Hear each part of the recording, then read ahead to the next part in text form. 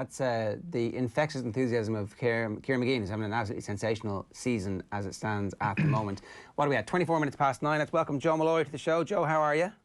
The infectious enthusiasm of Joe Molloy. I mean, Owen has basically been falling asleep. He stayed up to watch the whole thing, up to and including the trophy presentation. So I don't know what your energy levels are like. I'm okay. I mean, it was brilliant stuff. Colin Morikawa, the birth of a phenomenon.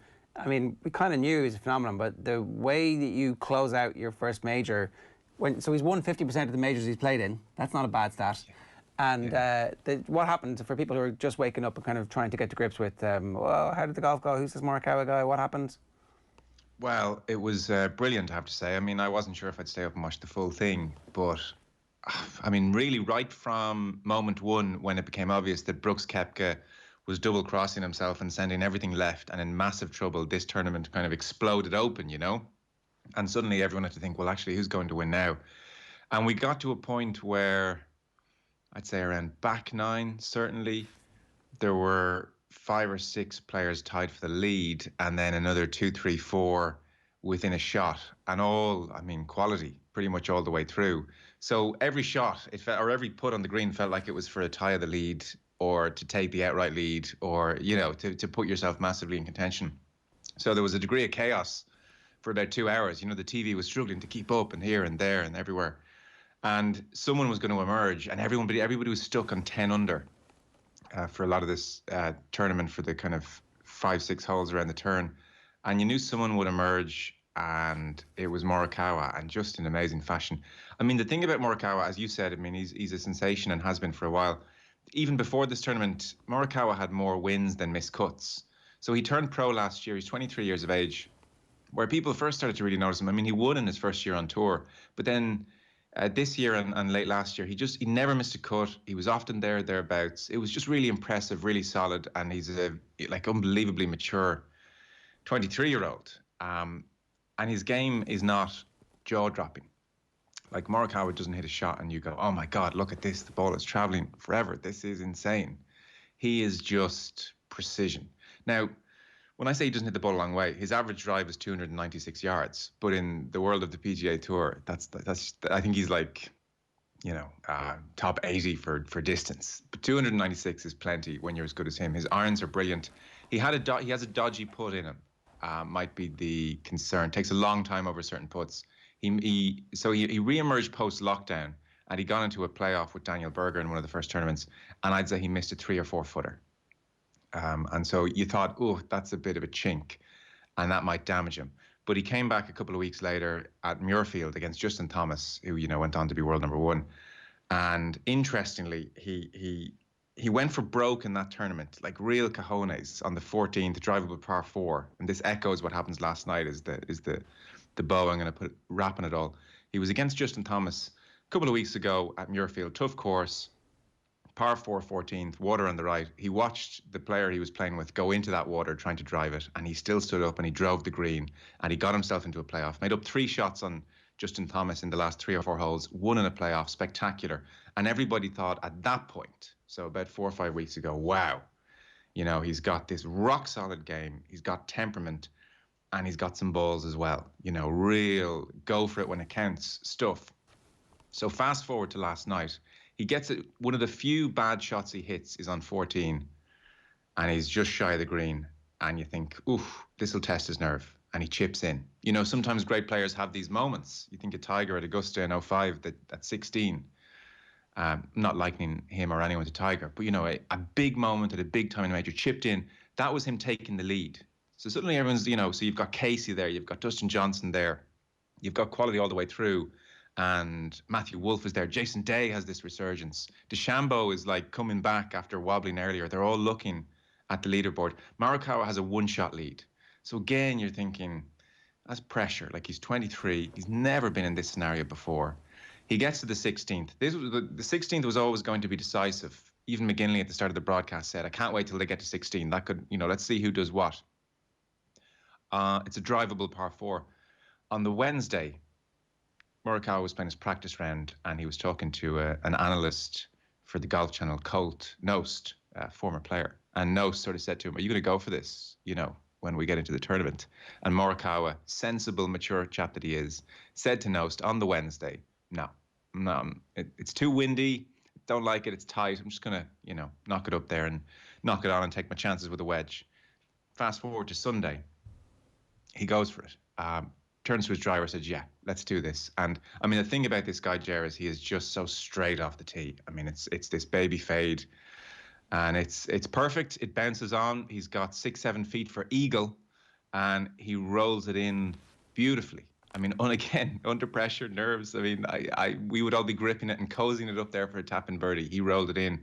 Suddenly, he's 2 shots clear. There's this great shot of Paul Casey on the 17th tee, peering back. He sees the ball land, and he's like, "Oh, that's Morikawa." And afterwards, Casey just said, "I didn't lose it," and he didn't. Casey finished 2 shots back, but it was this incredible drama of him looking to see, "Oh, I've seen the ball land. Is that Morikawa's ball?" And then he gave a smile to his caddy as if to say, "What do you do about that? What do you do about that?" So it's phenomenal. 23, youngest USPGA winner, bar Tiger and Jack. As you said, he's played in 2 of these things. He looked like he'd played in 20. Dustin Johnson, not to rag on Dustin, made several strategic errors. He will never look that comfortable on a Sunday. He will never think that clearly on a Sunday of a major. Some people just don't have it.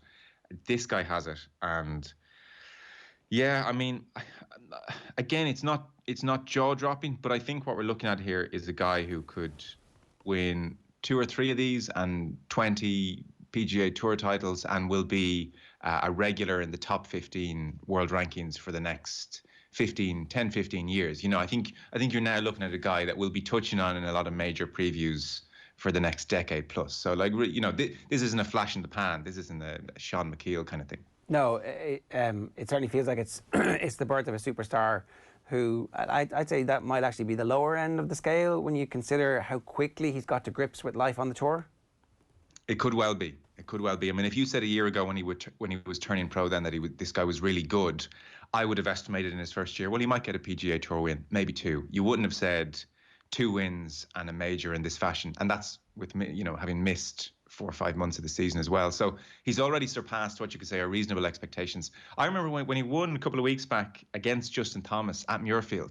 Do you know what I mean? Like, it's the quality of who he beat and the course. He did an interview a couple of days later, and man, he's smart. Like, he's a really intelligent bloke, but he was ambitious, and he was politely trying to say to the interviewer, "No, stop trying to suggest this is my season done now and I can rest up." He was kind of saying, "This is where I think I was going to be," and he's got big plans. Put it this way, he's not lighting up the cigars and saying, "I'm done now." Some players win a major and it's like, "Oh, thank God, I've won the major. That is off my back." And he's not Darren Clark. Darren Clark, Jimmy Walker, you probably maybe to some extent, to a lesser extent, Jason Day, like a bunch of guys. And it's, geez, I mean, you've won a major. Your epitaph is written, your tombstone is set, your obituary is there. You have won a major. You're a major winner. So lots of players, understandably, kind of think, whew. Whereas I do think, I'm saying 2 or 3. I'd say he's probably got 5 or 6 in his mind. I wouldn't be surprised.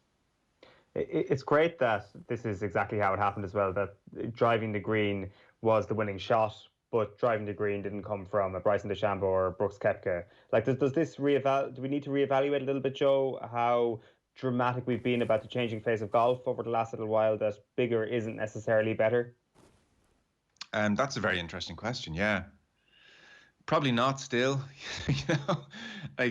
So who's next to him? Paul Casey gets it out there, but he's a precision player, you would say. I mean, he's big, but he's a precision player. But then you did, to be fair, have Dustin Johnson, you had Matthew Wolff, you had Bryson DeChambeau, you had Tony Finau. Like, you still had, length is, and always will be a massive advantage. But I think your point is right. Like, it's nice for golf that this leaderboard didn't end up just being Bryson, Dustin, Matthew Wolff, and Tony Finau, bombers only.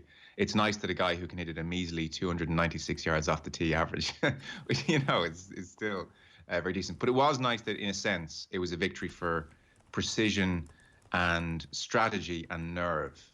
And that stuff will all count, like intelligence as well. Dustin Johnson twice on the back nine there's like 2 holes, the par 5 10th. So I was around the 7th or 8th or 9th, because I've watched a lot of Morikawa, and I was thinking, he's flushing everything. Like everybody else was saving pars, he was tapping in for par. I was like, this guy, he's taken this game that we've seen from the last couple of weeks, precision, hitting every fairway, and he's taken it to a major Sunday. He's in this. And I was conscious Dustin Johnson still had the par 5 10th. And like Johnson will do, like, the one place you couldn't go in that par 5 10th was into the left bunker. He's middle of the fairway with his second shot. He's long. He just needs to find the middle of the green, roll it up, tap in for his birdie. He's back in the lead. And of course, he goes left into the bunker, short side himself. Doesn't make a birdie on one of the 2 par 5s in the course. And that's Johnson, and that's a big bomber who that type of play will still thankfully be beaten by what Morikawa can bring. We've got to talk about Rory McIlroy and the long wait for relevance in a major continues. He's in the papers today defending Dustin Johnson against Brooks Koepka, getting sucked into somebody else's psychodrama as opposed to actually just being somebody who is focused entirely on trying to win. And that's unfair because obviously he gets asked a question and he answers it, and that's what we want from him. But yeah, Rory's life has changed a lot over the last couple of years, and I think he's become a much better person who is like taking a leadership role in the sport, and I absolutely 100% applaud him for that. Some balance needs to come back here, and it's kind of hard to hold him too much to account for that because before lockdown he was playing really well. So yeah, where is he? What's happening? I don't know. Like, if you start with the point you made about him being a leader in the game, he is the strongest voice in the game now. He's the leader. When Premier League golf were and they still to a point are trying to take over the tour, it was McIlroy who said, I'm not doing this. And that almost put the whole thing to bed. And he gives his opinion on everything, quite honestly. Makes mistakes, doubles back on himself and says, oh, I got that wrong. I made a mistake there. I shouldn't have said that. There's a routine thing with McIlroy.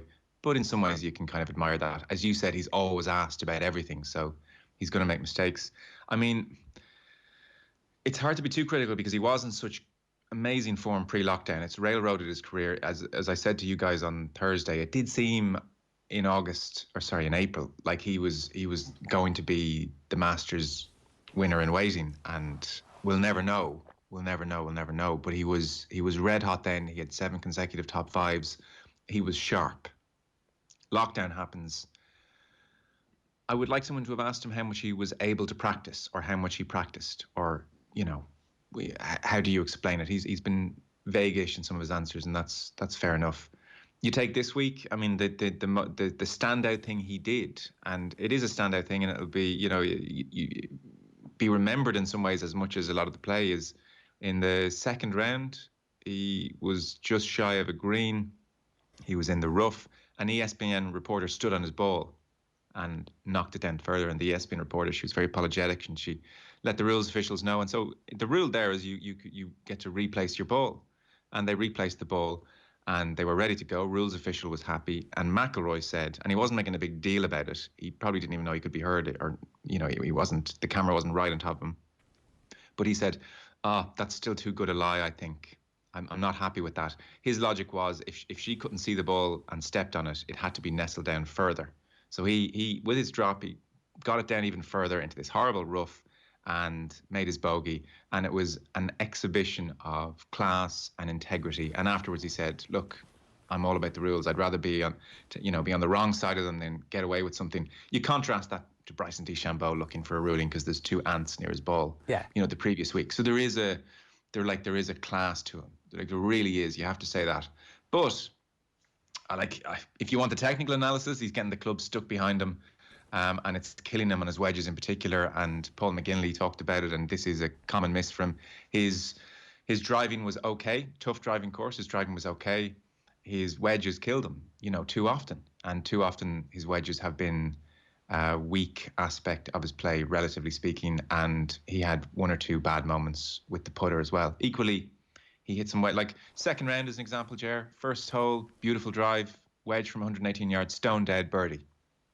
And you think, okay, this McIlroy. Second hole, beautiful drive, best drive of his bunch. He's 135, 6 yards from the green, and the wedge is so bad he practically misses the green. It's short and right. He's just flared it up, club stuck inside him. And then third hole or fourth, there's a par 3 then pretty soon afterwards again, right with an iron in his hand, not a big iron, you know, not a massively long iron. Like how do you explain that? He's as good a golfer as there is on the planet when he's playing well, and yet aspects like that are just deserting him. And it's 6 years and counting now. I mean, he needs to knuckle down, like he really does. You look at that leaderboard last night: Morikawa 23, Matthew Wolff young coming through, DeChambeau. I'd say DeChambeau feels validated by how this experiment went, tied 4th. Finau's young, Xander Schauffele's coming, Cameron Champ is coming, John Rahm is coming, Daniel Berger is tied 13th. He's a name you won't remember from this tournament. He's coming. You know, like McIlroy on his day is still not just in that company, but I would say the best of that company. Yeah. But on his day, he's few and far between at the moment. At the moment, and even just a final point, even in pre-lockdown, the criticism, if you want to be very critical, is he had those 7 consecutive top 5s. Like, really, shouldn't there have been a win in there? If you're judging him by the absolute standards, and there wasn't. So it was great form, and yet at the time, unfairly or otherwise, we were saying, oh, does McIlroy have a problem closing? Why isn't he winning on a Sunday when he's in contention? But to not even be in a contention for this USPGA and to be 6 years and counting, yeah, it's like it's very worrying. I don't know why it's so volatile. Maybe that's the best way of summing it up. I don't know why it's all or nothing. Like, why he can't be more in the mix on a Sunday and giving himself more chances. I don't know. I'd really love him to chat about it openly, and maybe he'll do that because he often does. Yeah, no, that's the best thing about him, is that he always answers the questions, sometimes even when he shouldn't. Joe, great stuff. Thanks a million. All right, lads. See you. It's Joe Molloy there. You can see more of Joe tonight from 7 o'clock on Off the Ball. The best place to get that is obviously on the OTB Sports app.